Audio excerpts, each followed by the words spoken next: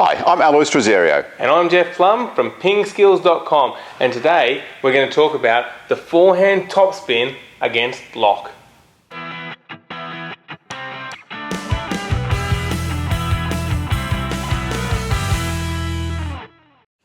So let's have a look at the three basic things we need to consider with the forehand topspin stroke. Firstly, let's consider our leg position. We need to have our feet nice and wide apart. You can either be quite square onto the table, or because it's more of an aggressive stroke, you can turn a little bit more towards your forehand side. The second thing we need to consider is your start position. You're starting with your bat fairly flat. You can turn it over. We'll talk about that a little bit later. But your starting position needs to be down at around knee height or between your hip and your knee. The third thing to consider is we need to make a brushing contact and then finish with your bat up nice and high above your head with a 90-degree angle here and a 90-degree angle here.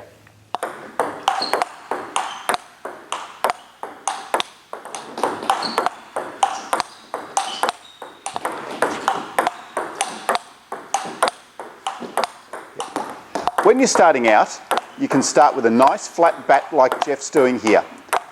As you can see, he's still generating topspin on the ball by starting low and finishing high, and he's brushing up the back of the ball. But there will be a limit to how fast you can hit this type of stroke with such a lifting action. Eventually, the ball has to go off the end of the table.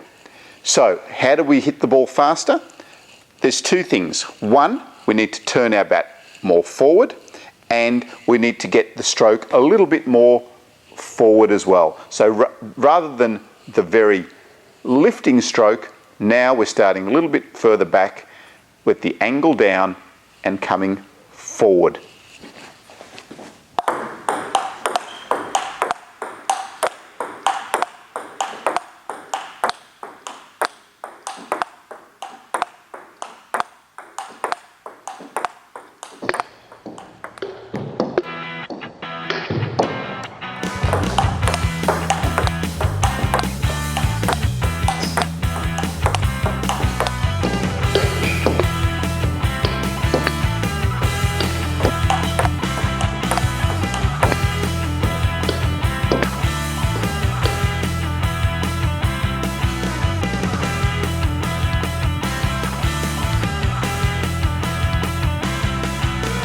If you found this lesson on the forehand topspin useful, go to PingSkills.com where you'll find lots more information about the strokes of table tennis.